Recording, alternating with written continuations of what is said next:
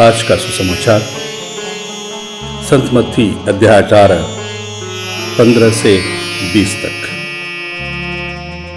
यदि तुम्हारा भाई कोई अपराध करता है तो जाकर उसे अकेले में समझाओ।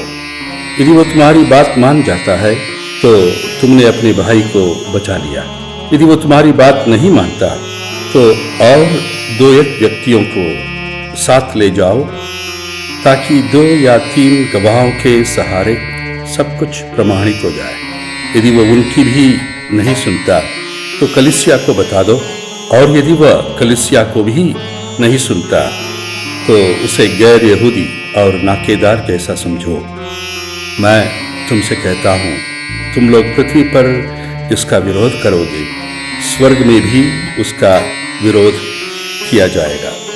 पृथ्वी पर जिसकी अनुमति दोगे, स्वर्ग में भी उसकी अनुमति रहेगी।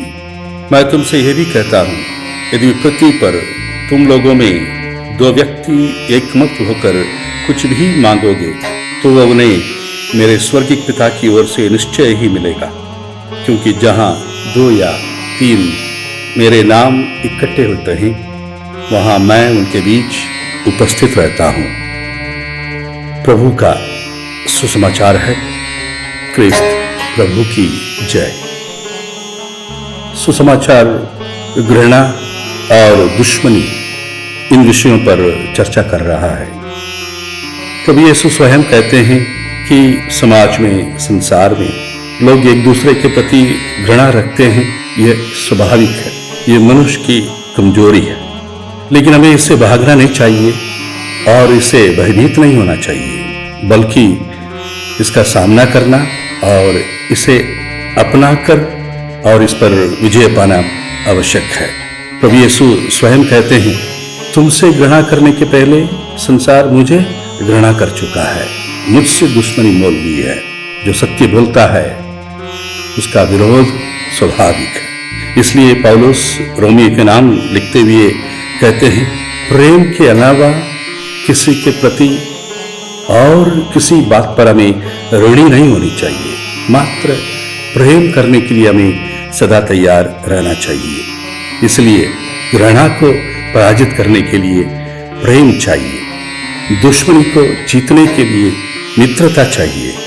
हम यदि दूसरे के भूल को ध्यान में रखते हुए, उस पर केंद्रित विचार करते हुए यदि हम जीवन बिताने की कोशिश करते हैं, संसार में मित्रता और प्रेम भाव असंभव हो जाता है। पौलुस फिर रोमियो को लिखते हुए बार बार कहते हैं, अच्छाई से बुराई पर विजय पाओ।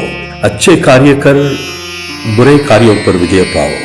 कभी भी अच्छा कार्य करने से डरना नहीं चाहिए। इस टूटे हुए विभाजित समाज में हम सब इसी कार्य को निभाने के लिए, इसी कर्तव्य को निभाने के लिए बुलाए जाते हैं। क्षमा, समझौता और मेल मिलाप, एकता के गवाह बनने के लिए आज का सुसमाचार हमें आमंत्रित करता है।